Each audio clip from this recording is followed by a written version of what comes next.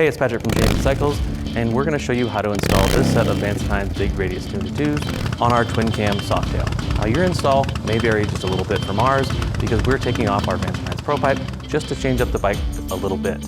Now let's take a look at the tools you're going to need to do this job.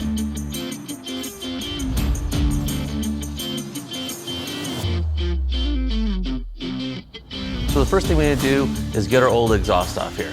Now, if yours is stock or if you have O2 sensors in your bike, you're going to need to unplug those before you pull this exhaust off.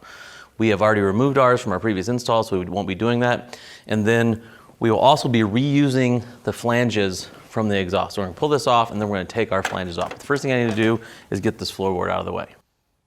Our flange nuts are off. We're going to go ahead and pull the exhaust loose. All right, now we need to take off our flanges so we can reuse them on the new exhaust. We have our exhaust all laid out here on the bench and we're going to prep it to install on the bike. So we have to put our heat shields on, and doing that we use these hose style clamps to put them onto the header pipe. Now the direction of the screws on the clamp is important. You want to keep them in the easiest position to get to when they're on the motorcycle. Vance and Hines does a really good job in the instructions of detailing out which way the screw head should face. So we're going to go ahead and put our heat shields on. We're going to put our flanges on that we got off of our old pipe. And we're also going to put our O2 sensor plugs in our pipes. Now, if you have O2 sensors, you're reusing your O2 sensors on your bike, now is the time to put them in the exhaust. Okay, so we're gonna put our mounting bracket on our motorcycle. We're also gonna put new exhaust gaskets in. This is something a lot of people skip, and you don't wanna do all this work and have a really annoying exhaust leak. So we're gonna pull our old exhaust gaskets out and put our new ones in. It's important that you put that flat side into the head and leave the tapered side pointing out.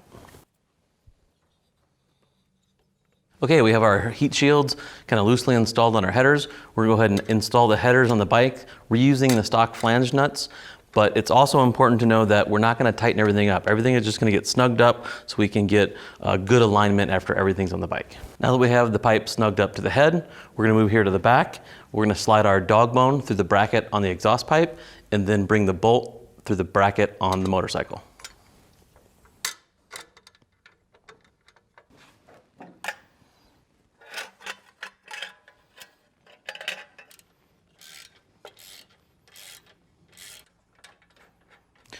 Okay, so now the headers are installed and we're gonna put on our rear heat shields.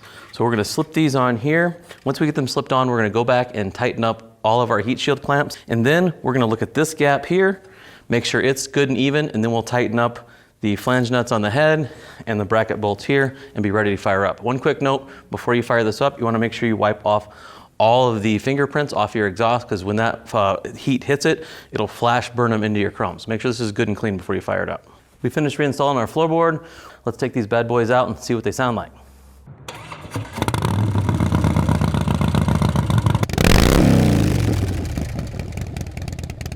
As always, if you like what you see here, please subscribe to us. You can chat with us, call us on our 1-800 number, or simply comment in the comment section below. Now, go work on those motorcycles.